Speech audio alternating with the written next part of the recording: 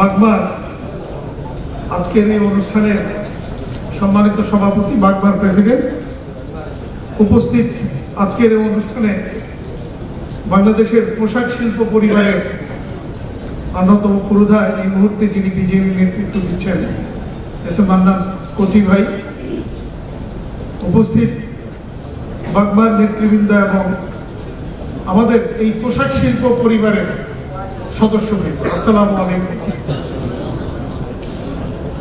আমি সানোয়ার ভাইয়ের একটা বক্তব্য দিয়ে একটু কথা বলে শেষ করবো, বেশি কথা বলবো না। সানোয়ার ভাই যেটা বলছিলেন যে ফরেন এক্সিকিউটিভদেরকে একটু কমানো, আপনারা কি বলেন? ফরেন এক্সিকিউটিভ কমেছে না? আজ থেকে যদি 10 বছর আগে আমরা চিন্তা করি অনেক ছিল, এখন কিন্তু অনেক কমে গিয়েছে। এখনো কিছু আছে, বাট আমি কিন্তু বাংলাদেশ ব্যাংক বা সরকারের বিভিন্ন ইয়েতে প্রায় বলে যে আমরা আমাদের ফরেনারদেরকে দিয়ে অনেক বিলিয়ন বিলিয়ন ডলার আমরা বিদেশে আমাদের চলে যাচ্ছে। তো এটা আমি প্রায় প্রতিবাদ করি, কারণ আমার জানা মতো হিসাব মতে যে আমাদের যে বড় বড় ইন্ডাস্ট্রিগুলির কোথায় কয়জন ফরেনার আছে এটা কিন্তু মোটামুটি আমরা জানি। তো খুব বেশি কিন্তু নাই, সাধারণ খুব বেশি কিন্তু নাই আমাদের ইন্ডাস্ট্রিতে। তো আজকে আপনাদেরকে আমরা আরো দায়িত্ব দিতে চাই। আপনারা এই বাগমা, আপনারা ইনস্টিটিউট করেছেন, ইউনিভার্সিটি করবেন, আপনাদের মাধ্যমে আমরা চাই এই বিদেশিরা বাংলাদেশ থেকে চলে যায়, কারণ আপনারা সেই জায়গাটাকে রিপ্লেস করেন। আমরাও চাই সেটাই হোক, কারণ আমরা বিদেশের কেন থাকবে, কেন আমাদের লোকজনই তো এখন কেবল তৈরি হয়েছে, অনেক তৈরি হয়ে আসে। আজকে এইচএনএম এর কান্ট্রি ম্যানেজার আমাদের, তারপরে সিএনএর মধ্যে আমাদের একজন আছে, ওই যে সিলেটের ম্যান, হ্যাঁ অনেকে আছে আমাদের। এখন আজকে এখানেও পরিচয় হলো, অনেকেই কিন্তু কান্ট্রি ম্যানেজার বা অন্যান্য বিদেশি ব্র্যান্ড বায়ারদের অনেকেই কিন্তু এখানে দায়িত্ব পালন করতেছে।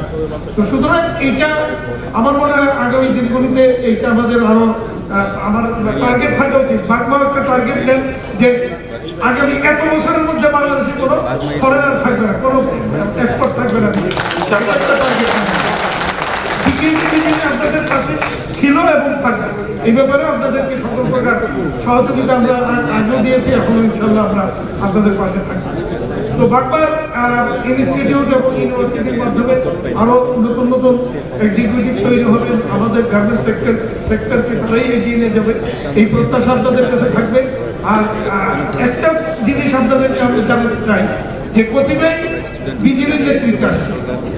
আমি কিন্তু কচি ভাই আসার আগে থেকে খুব আশাবাদী ছিলাম যে কচি ভাই আসলে বেশ কিছু কাজ হবে, এবং উনি কিন্তু এত সিরিয়াস, মানে দায়িত্ব নেওয়ার পর থেকে কিন্তু উনি খুব সিরিয়াস। যেখানে যেখানে আমাদের সমস্যা কোথায় আছে আপনারা সবাই জানেন, বিশেষ করে এনবিআর কাস্টমস রিলেটেড নানা রকমের সমস্যা আমাদেরকে ফেস করতে হয় প্রতিনিয়ত। ব্যাংকে, বাংলাদেশ ব্যাংকগুলিতে, আর বাংলাদেশ ব্যাংক রিসেন্টলি যে সার্কুলারগুলি দিচ্ছে, এগুলি আমি জানি না কেন ওনারা এই মুহূর্তে হঠাৎ আমার কাছে মনে হচ্ছে যে আমাদের ইন্ডাস্ট্রির বিপক্ষে বেশ কিছু সার্কুলার তাদের চলে যাচ্ছে। যেমন কিছুদিন আগে একটা সার্কুলার দিয়েছে যে ক্লাসিফিকেশন 6 মাস পরে, আগে চাকরি অনুযায়ী 6 মাস পরে ক্লাসিফাই কিন্তু যদি কেউ যদি ব্যর্থ হতো, সেটাকে কমিয়ে ওনারা 3 মাস করেছে।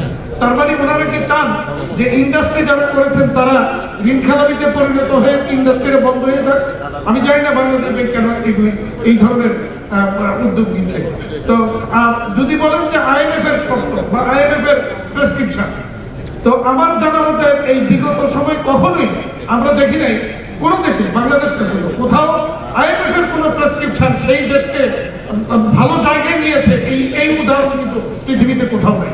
আইএমএফ কখনোই বাংলাদেশের স্বার্থে কোনো কাজ করে নাই, করবেও না, এবং তাদের যে সমস্ত শর্ত দেশের জনগণের স্বার্থের পরিপন্থী, দেশের ইন্ডাস্ট্রিয়ালাইজেশনের পরিপন্থী, সেই শর্তগুলি মেনে মাননীয় প্রধানমন্ত্রী কাজ করবেন, এটা আমাদের কাছে কিন্তু একটু অবাকই লাগছে।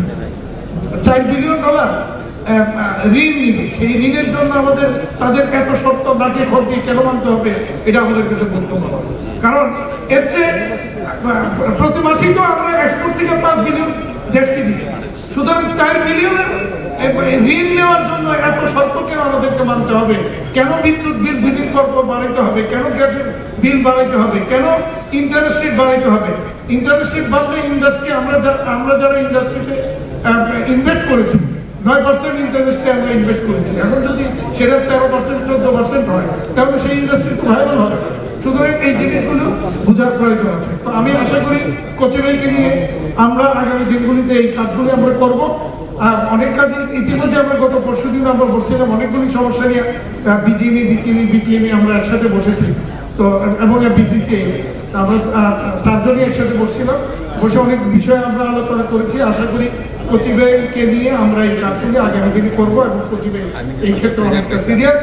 আমি আশা করব যে আপনারা আপনাদের দায়িত্বটা যথেষ্ট পালন করলেই আমরা একটু নিশ্চিন্ত ওইদিকে কাজ করতে পারবো। ধন্যবাদ আপনাদের।